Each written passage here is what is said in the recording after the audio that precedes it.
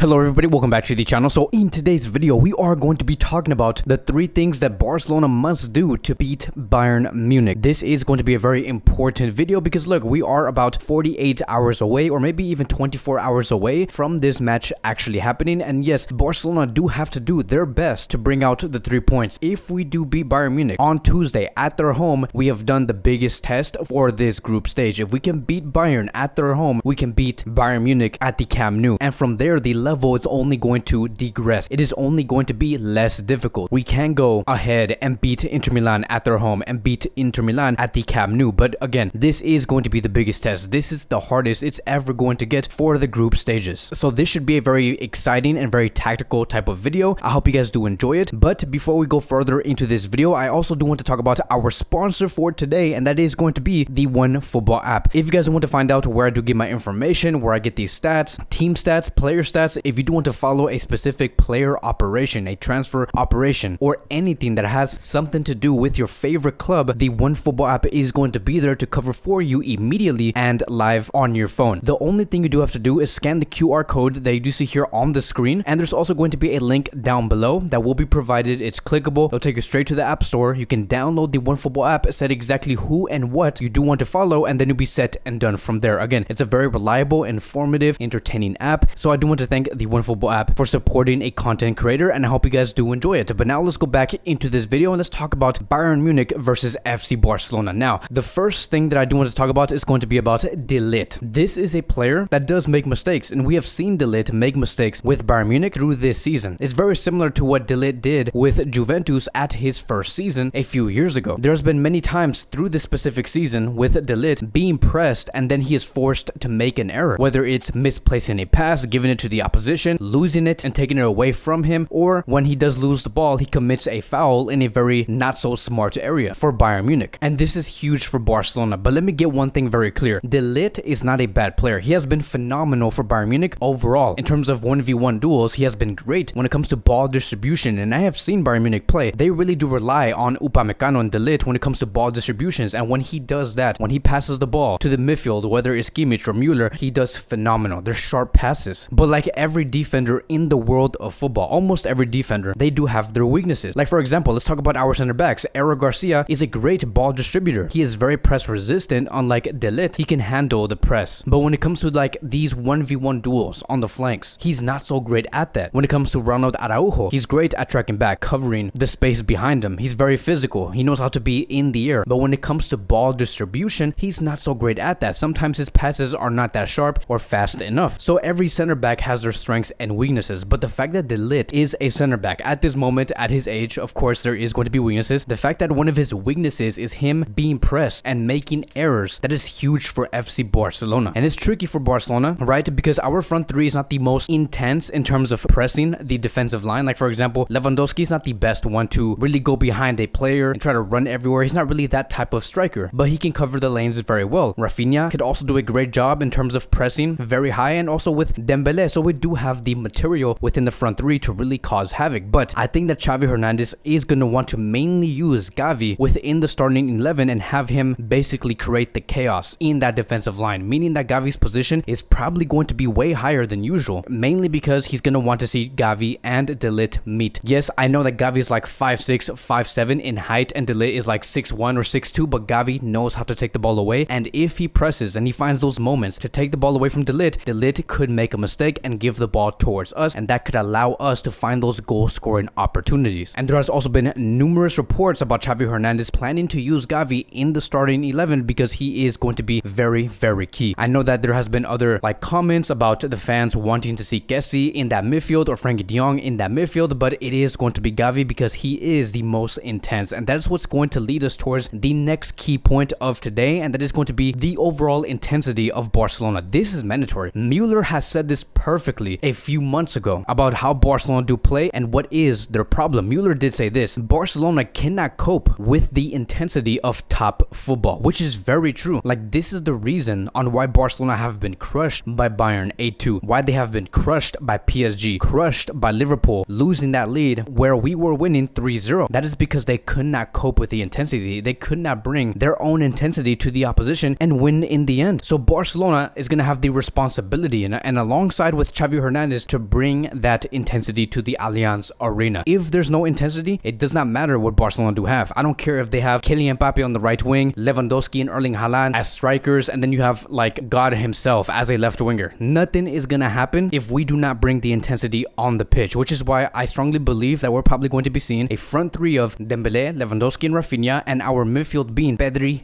Gavi, and Frankie de Jong. Now, the reason why I am saying Frankie de Jong when it comes to the central defensive midfield position, this is going to be something that I am going to be talking about in a later video, because I just think that Frankie de Jong is going to be so suitable for a game like this if we do have the possession. I know that we have other alternatives like Busquets. We're probably going to be seeing Busquets. I'm very confident, but I would love to see Frankie de Jong. But besides that, like, I want to be able to see Ter Stegen like block a shot, scream at the defenders to do better, make a fast kick or a fast throw to one of the players and attack immediately after Bayern try to score a goal on us. I want to be able to see Koundé and Ronald Araujo making that duo, taking the ball away from Musiala or Müller or Mané, and once they do, they cheer each other like, yeah, like, let's do this. Like, they're not gonna get past us at all. Like, we need that type of mentality. Like, I want Gavi to get 4 yellow cards if that's even possible. Do not respect Bayern Munich at all. We assess this Bayern Munich team, they're not in their best moment, and I know that when it comes to Champions League football, you never know what you're going to be getting, no matter how they do within the league, and so we should expect for the worst. We look at what Bayern Munich have done so far through this season when it comes to all of the teams put together within the top 5 leagues. You can see that Bayern Munich is in first place when it comes to successful pressures, and that's very, very important to note out, because they do not produce the most pressures in football. Like, they don't. Like, there's probably other teams like Arsenal, City, Southampton, Sevilla, Napoli, Chelsea, who probably give out way more pressures overall on the pitch, but the most successful team when it comes to actually taking the ball away, that is Bayern Munich. They are in first place when you again combine the top 5 leagues in the world, and then you can see Liverpool being there, surprisingly Southampton, Manchester City is in 4th place, Arsenal, Inter. Notice how Barcelona is not even on this list. So looking at that type of information, they're going to be pressing us really good, and they're going to be bringing the intensity. How does Barcelona react from that? We ourselves, when we have the ball, when we want to take the ball away and play out from the back, we have to be very technical, we have to think very fast, look for those pockets of space, and be very vertical and attack and break away, which is again going to lead me towards the next phase of this video. And now let's talk about Barcelona attacking the high line. When we get away and we play out from the back, when we're making those sharp, fast passes, trying to break away from Bayern's high press, high intensity, if we are very intense on the ball and we come with purpose, we must find those spaces behind that high line and have players like Dembele, Rafinha, and Balde ready to run. I did say something here on Twitter which basically says this is how I do hope Bayern Munich position themselves against FC Barcelona. We'll attack that high line with Dembele, Rafinha, and also Balde. This was the main position Bayern Munich did have going up against Stuttgart. You can see that on the field they were very high and they leave a lot of space on the wings and behind them when it comes to behind number 2 and number 4. Bayern take pride in what they do. If Bayern sit deeper than usual, not deep but deeper than usual, going up against Barcelona, they would say and consider that as very disrespectful to their own fans. Why would Bayern Munich sit deeper than usual and give respect to Barcelona at the Allianz Arena? And that's perfect, right? Because that is what I want Bayern to do. I want Bayern to think that it is a great idea to go high up the pitch, bring a high line, and try to score against us. I want them to do that. Like, I know this sounds very weird, but I want them to know that they can have a possibility of scoring and play their own game in front of their own fans. They have a lot of pride in doing that. And so again, let's let them, because that's what's going to allow us the space to attack on the flanks with Rafinha, Dembele, and Alejandro Balde. Previously, we did not have that capability or that gift. This is going to be for the first time ever that Barcelona is going to be having fit and firing wingers on both sides. Like, you look at the previous 3 games that Bayern and Barcelona have played, we did not have any true real wingers on both sides at all. So when Bayern press and they have that high line, when they're trying to get the ball away from us, when it comes to Eric Garcia, for example, having the ball, Ronald Araujo having the ball, or Koundé or Balde having the ball, we need to have our responsibility and have the capability, my friends, to get out from that press, surprise them, make those fast through balls, whether it's coming from Busquets, Gavi, or Pedri, and receive the balls on those wide areas only for Dembele, Lewandowski, Rafinha, and all of the other players like Balde to just run at that space and score the goals. If we can do this, Barcelona will be successful. Notice how all of this has a lot to do with knowing your roles and knowing that you have to bring